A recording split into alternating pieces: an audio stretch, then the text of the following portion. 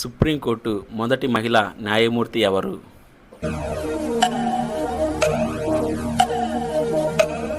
The correct answer is C. Fatima Bibi. అధికరణ 152 నుంచి ఏ రాష్ట్రానికి మినహాయింపు ఇచ్చారు?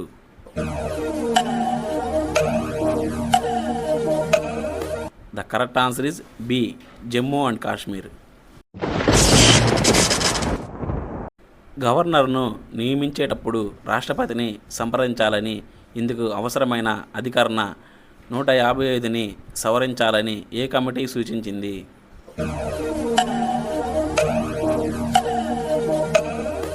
The correct answer is C. Sarkaria committee. క్రింది వాటిలో గవర్నర్కు ఏ అధికారాలు లేవు?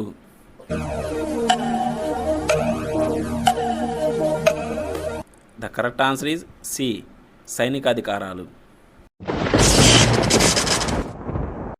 ఏ అధికరణ ప్రకారం నేరస్తులకు క్షమాభిక్ష పెట్టేందుకు, శిక్షను తగ్గించేందుకు గవర్నర్కు అధికారం ఉంటుంది?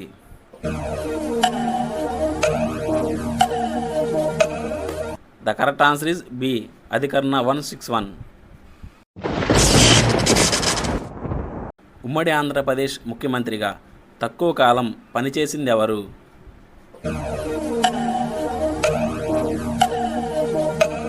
The correct answer is C. Nadendla Bhaskar Rao. Andhra రాష్ట్ర మొదటి ఉప ముఖ్యమంత్రి ఎవరు?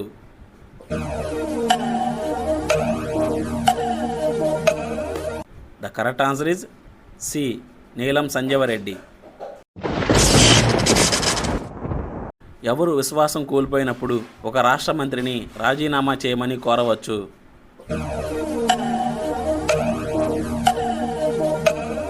The correct answer is C. ముఖ్యమంత్రి. రాష్ట్ర సచివాలయ అధిపతి ఎవరు?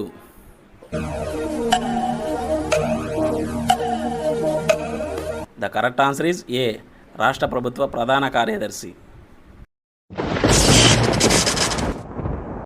విధాన పరిషత్ రద్దు తిరిగి ఏర్పాటు గురించి ఏ అధికరణ తెలుపుతుంది?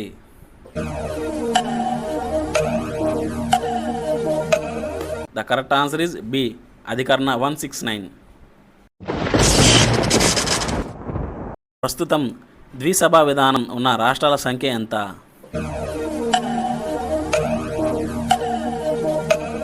The correct answer is C. 7. Internet వినియోగంలో మొదటి స్థానం ఆక్రమించిన దేశం ఏది?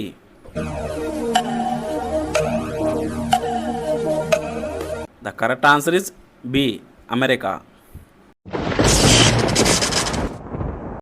ఆంధ్రప్రదేశ్ మొదటి మహిళా స్పీకర్ ఎవరు?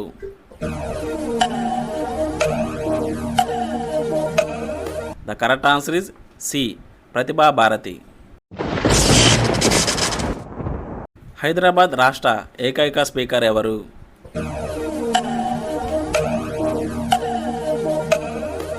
The correct answer is C. Kashinath Vaidya. క్రింది వాటిలో రాష్ట్ర శాసనసభకు లేని అధికారం ఏది?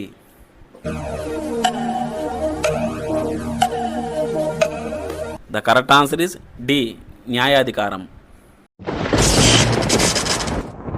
దేశంలో మొట్టమొదటిసారిగా ఏ రాష్ట్ర శాసనసభను పేపర్లెస్ కార్యాలయంగా మార్చాలని కేంద్ర ప్రభుత్వం నిర్ణయం తీసుకుంది?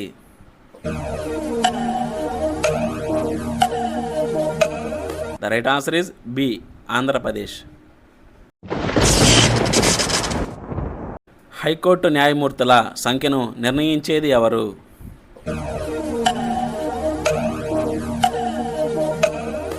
The right answer is D. భారత రాష్ట్రపతి. షబానో కేసు దేనికి సంబంధించింది?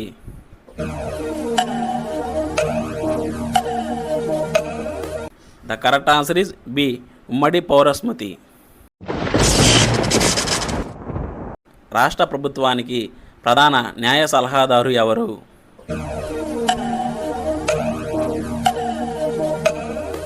The right answer is C, advocate general.